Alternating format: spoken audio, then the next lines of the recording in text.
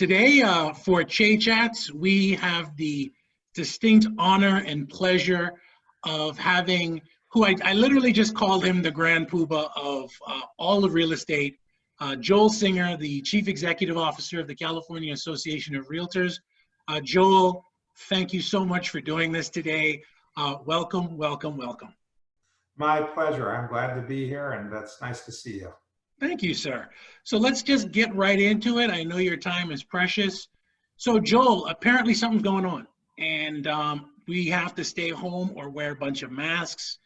I can't, well, as of today in California, in Santa Clara County, I can show vacant, I can always show vacant property, but now I can show occupied property with two people who reside in the same home, and now the sellers, if they're there, have to leave while we're showing the home. So what do you think real estate as an industry, for our members and just for the general public, how do you think real estate's going to look after shelter in place, and then, knock on wood, hopefully after COVID-19 is gone?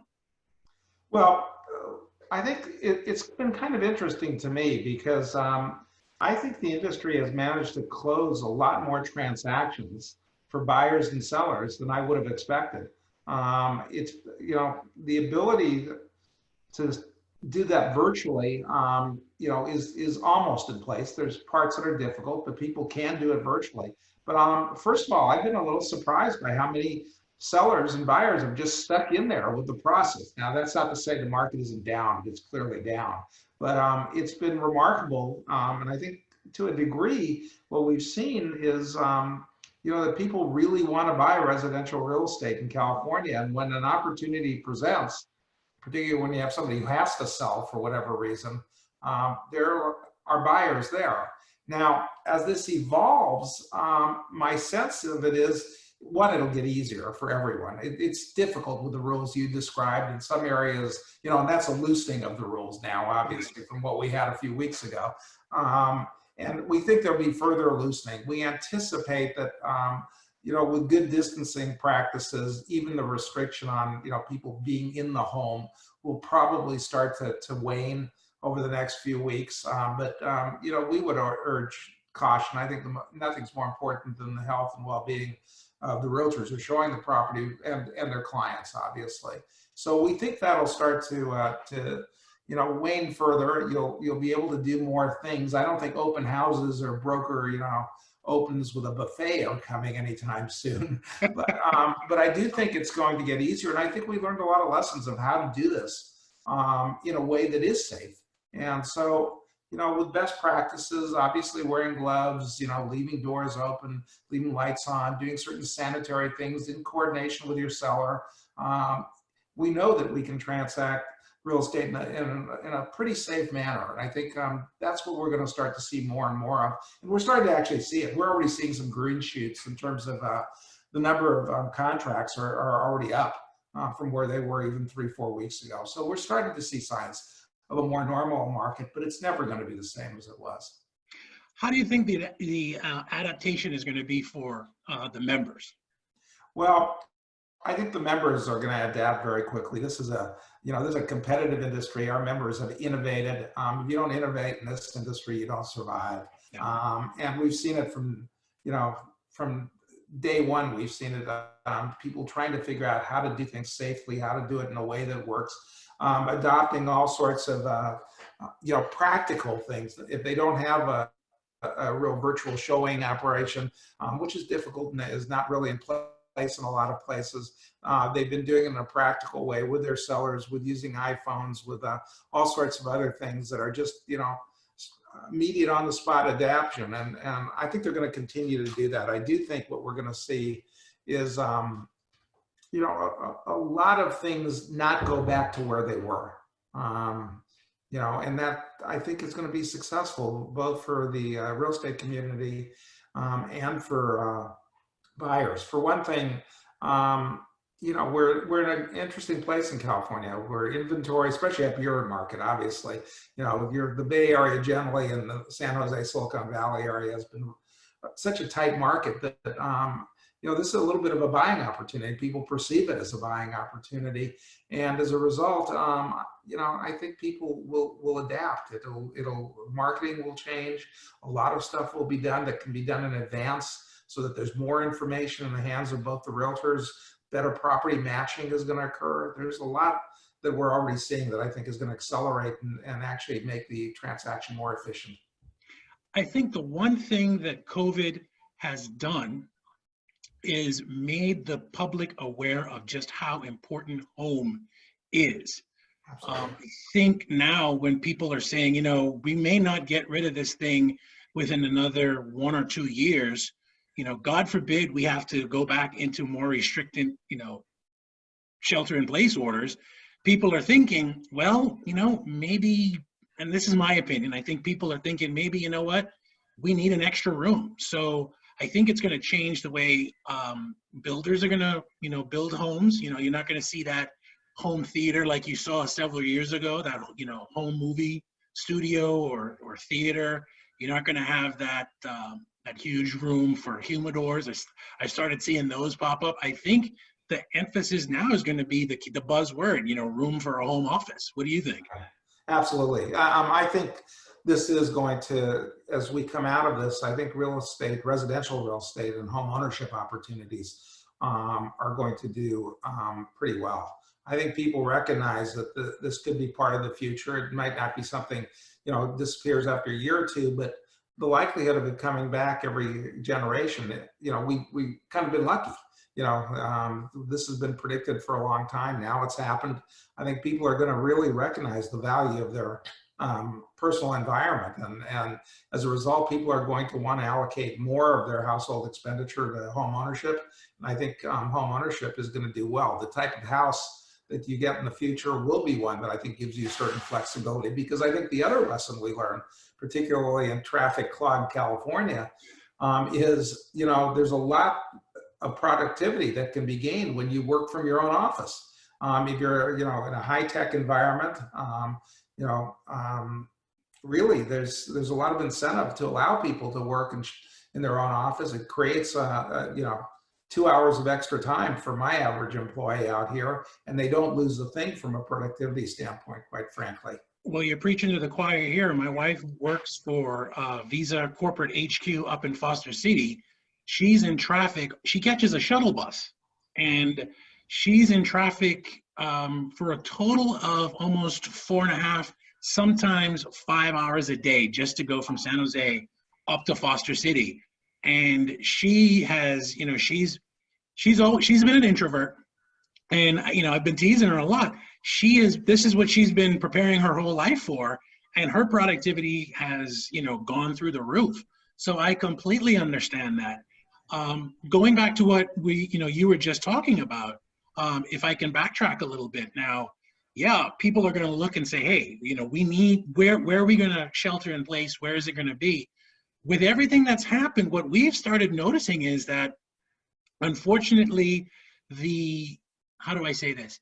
The cure or the Band-Aid has been kind of not so good for the disease. And I'm talking about, with the stimulus package coming in that really didn't address the servicers, at first, we've got a lot of people that had been saving and really trying to, get into a home, been kind of shut out. And these are your minority populations. We've seen it on the veteran side as well. Do you think that we're going to see that be overcome in the short term? I think it's still going to be difficult. It's going to be a little bit of a pause, in my view, in terms of the multiple offer situation. It's going to be a little bit of pause in terms of the very steep price increases, particularly the Bay Area, seeing year in and year out.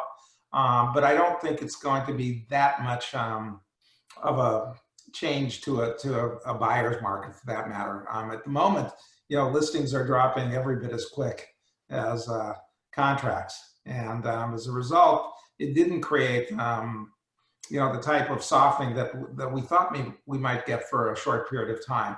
Now, I do think if we look out ahead for the rest of this year and next year, I think we have to realize that unemployment is going to stay very high. in most parts of California. So I do think that there are some buying opportunities, and I would like to think it opens up, particularly for the vets who, couldn't compete with all cash offers. It opens it up for people using FHA as opposed to, again, all cash offers or heavy down payment offers. But I don't want to be unrealistic either. I still think it's going to be a tough market for particularly first-time buyers and people who we really want to get into the marketplace for a whole series of reasons. And certainly, as I say, I think part of my dilemma here is I really think the demand for homeownership, as I said earlier, is going to increase. Yeah. And as a result, it's going to stay very competitive. And we need to, create programs that reach those populations that are much more effective and less risky for the home sellers, so that they're more willing to work with people who have low down payments and so on. That's really part of the issue here about first-time buyers throughout California, especially in the Bay Area. Well, especially now with COVID and with the stimulus that was provided that kind of shut the servicers out, we've been seeing here a lot of buyers that were ready and willing and able to go at the time. And I say able, with the risk of the lender saying, hey, wait a minute, we just have now the government saying, hey, maybe you don't need to pay, a couple of months of your mortgage. They have now, hiked up some of the rates that, should be very much historically low for everybody, but a lot more overlays are getting added. Do you think we'll see something maybe in, I don't even know, what is it, stimulus number 4 or number 5 or number 6 or whatever number we are right now? Do you think, or do you think that we're going to get any type of relief for those type of buyers that were, pre-COVID ready to go, they were out shopping, and then their, sources of lending have basically dried up? I'm not sure, unfortunately. I was thinking that would be the case. I think there's now some resistance to the fourth, Relief Act. I think also, the problem that seller servicers are creating portfolios and commitments that are effectively underwater because of forbearance is a real problem. They're still obligated to make those payments. There was no provisions, in any of the previous financial aid for that. Finally, the regulator allowed the GSEs, Fannie and Freddie, now to make some provision, but it's a very short-term provision. And as a result, we've seen a lot of overlays. Now, I think the good news that we're just getting the sense of right now is that those overlays are getting less restrictive. There's more balance coming in. The changes, FHA in particular, through Ginnie Mae, has said they're going to deal with the servicing issue to a better degree than any other entity, but it's still going to be very, very difficult before the overlays disappear and before we get the kind of pricing we'd like to get. Because you're right, we're sitting at incredibly low 30 and 10-year rates. One could argue that the 30-year mortgage should be somewhere in the mid-2s at this point. We're not seeing anything like that. And on top of that, we've seen credit score requirements escalate. We've seen all sorts of other escalations. And although I think those are starting to come off, it's going to be a while before the market normalizes. I do think that at some point, and we're actively lobbying for this, something has to be done because you can't create underwater portfolios in this environment. You've got to basically create a provision that allows the servicers not to have to make those full payments, or allows them to amortize it over time and come up with a reasonable solution. Otherwise, it's going to be self-defeating in terms of the mortgage market. And without a strong mortgage market and a strong real estate market, the recovery is just going to be that much further away. Well, let's talk about, post shelter in place and post COVID. We kind of touched on it earlier. One of the biggest issues that we've got in California right now is affordability, because we can't create any more land, and we were looking at density before. Do you think that is now going to change the way city planners look at housing here in the Bay Area? I mean, we were always talking about more density, allow us to build more. So for me, I guess the question is in two areas. Do you think that the city planners or the city governments are going to ease up or push harder for more high density mixed use? And then speaking of commercial, now that we've talked about, people being more productive, do you think we'll start seeing some type of conversion of some of these large corporate buildings that may not be used as much as they were before, perhaps? Let's start with the second part of your question, because I think it's a great question. I do think one of the lessons here is that commercial office space in particular is going to be somewhat out of favor. It's been we have vacancy rates that are fairly high in a lot of parts of California already. Up in your marketplace, vacancy is fairly tight, but I do think you're going to see less of a demand for that, because I think this has been, a good litmus test of working from home, and without a loss of productivity. And in fact, you can cut your costs dramatically. Real estate costs are significant. They're more significant for small business, and I think you're going to see it in small business in particular, where people rethink the amount of real estate, including real estate brokerage, cutting back on the amount of real estate we consume. So you're going to see that on the retail side as well. If you look at the other lessons that are being learned, I live in a community that is a lot of elderly people.